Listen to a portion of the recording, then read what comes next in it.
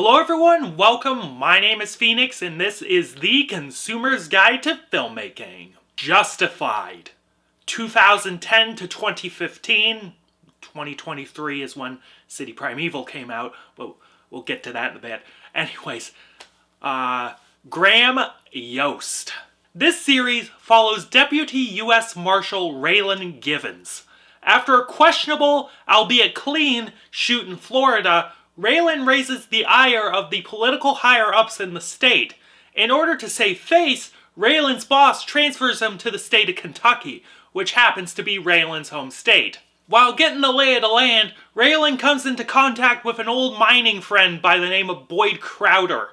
With multiple fires burning in his life, Raylan must readjust to his hometown of Lexington while upholding the law he swore to protect. So, a couple things before we start, little bits of admin here and there. First, this was one of the first things I ever reviewed on the channel. That first year of videos, though, don't really exist anymore because they were trash. So, I'm re-reviewing this show now after having rewatched it because I felt it deserved that. Secondly, before we get into the nitty-gritty, as I alluded to earlier, this review encompasses all of Justified. This means I will be reviewing both the main series, Justified, as well as the sequel miniseries City Primeval as a holistic piece. So City Primeval, I will be treating more or less as Season 7. Anyways, Justified is a good show. Moving on. Visually, I think this is one of maybe two elements of the show that isn't as cool as the other elements of the show. In terms of cinematography and editing, it is a show. It can, at times, be interesting, but mostly, it is just competent. Like some of the FX catalog, it has a habit of foregoing natural lighting in favor of just turning down saturation. When the characters are in Kentucky, it is perfectly natural looking and fine. But when they head north, it's just gray and blue. This is especially prevalent in City Primeval, where the entire show has been desaturated to look like a David Fincher film, but not as good. The production design for this show is in the same boat, as it is perfectly fine for a TV show. They shot in mostly California, as well as Pittsburgh and other northern US cities, but they did a good job of making the audience think it was Kentucky.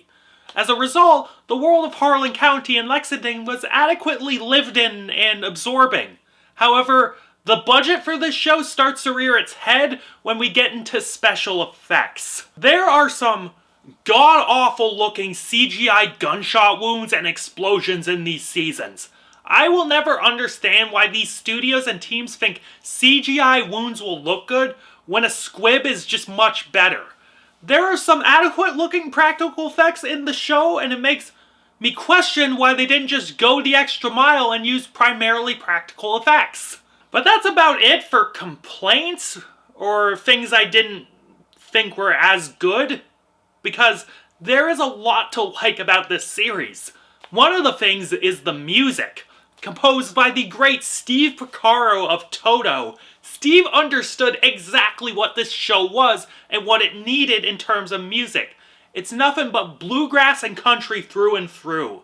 Banjos, guitars, and thumping drums, this shit doesn't get more cowboy than this music. The theme song of this show is this like country rap banger, and it's just so catchy. As well, with a licensed soundtrack full of southern rock and country, as well as this recurring little rip on House of the Rising Sun, which I honestly don't care for due to overuse. Like, Steve crafted, in my opinion, a near flawless soundscape for this show. Writing-wise, I think in rewatching the show, I was truly able to see how it modernized these tropes of the Western. Raylan Givens really is the sort of Sergio Leone, Clint Eastwood, Charles Bronson style Western character plopped into a current day setting. He's gruff and badass, but he's noble and consistent in his morals. The villains are all classic Western villain archetypes. Outlaws, Boyd Crowder, robber barons, Avery Markham, carpetbaggers, Robert Quarles, all that good stuff. Hell, the show ends on a fucking gun duel at high noon. It doesn't get more Western than that. It might get a little too baddie of the week at times for my tastes, but when it sticks to a consistent story, it is just fun cowboys and robbers sort of storytelling.